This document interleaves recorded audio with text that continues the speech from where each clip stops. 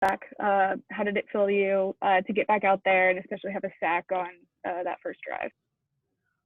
Well, winning is the best feeling, and that's what I missed last week, being with the guys and, blood, sweat, and tears out there. It's really special to get wins, especially on Sundays. But, it's just great to be back out there with the guys. Were you at the game last week, or did you have to watch from home? Yeah, I wanted to be on the sidelines and do my part, as in, if I could pick something up from an offensive tackle or a tight end alignment, I was going to do that for the guys. Next one's from Nick Underhill. Trey, what's it say about this team? Like, do you think your guys' identity is just that you can overcome basically any circumstance? And what does that do for a team in the playoffs, just being as battle tested as you guys are right now? Well, we've been doing that since I've been a part of this team. It's always been that mentality of next man up and get on to the next one and all these kind of things. So, you can't say enough about the culture that we've, created in this locker room, and I've been fortunate enough to be a part of. And, going into playoffs, it's good to have a win and get rolling on this thing. Next one's from Amy Just. It wasn't just you coming back today. Malcolm Brown was back too. How big is that for y'all, especially on the front going into the playoffs, that y'all are healthy?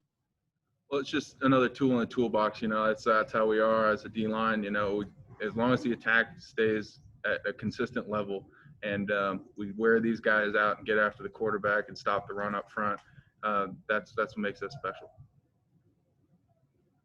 Next one's from Doug Mouton.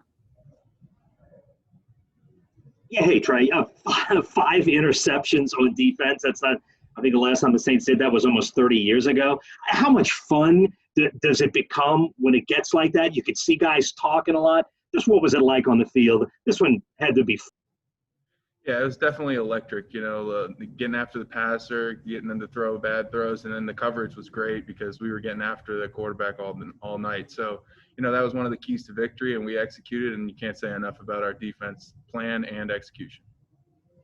Next one's from Nick Underhill. Hey, just as a teammate, how have you seen Carl Granderson come along, and then especially just these last few weeks, how he's been playing?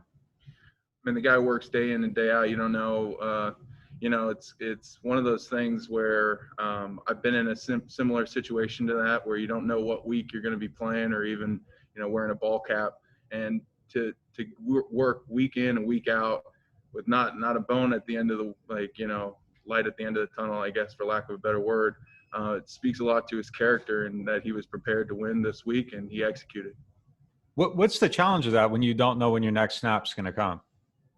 Well, it's a mental game for one, and you're team guy, and you got to be all in. But I'm telling you, to prepare like he has these weeks, not knowing if he's going to play or not, it's something special. Next one's from Jacques Doucet. Just want to get your general thoughts about the way this defense is playing and your thoughts on this defense trying to make a run at it, starting the playoffs next week. Couldn't really hear him on that one. I'm sorry. Just, can you hear me? I'm sorry. Your thoughts about making a run at the playoffs and in the playoffs, and how you're feeling about this defense entering the postseason. It's nameless, faceless, and we're ready to prepare for the next game plan on Monday and get after it. Next one's from Doug Mouton. Yeah, hey, Trey, you finished with 13 and a half sacks.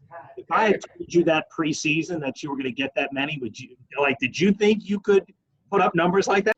Hell yeah! I've always had that belief, and I surrounded myself, my family. I can't say enough about my family and my wife for all the support that they've given me and believing in me when you kind of have to quiet the noise and just go to work. So I really can't say enough about my family, and I kept the faith, and all the glory goes to God. All right, we're all set. Thank you, Trey. Thank you.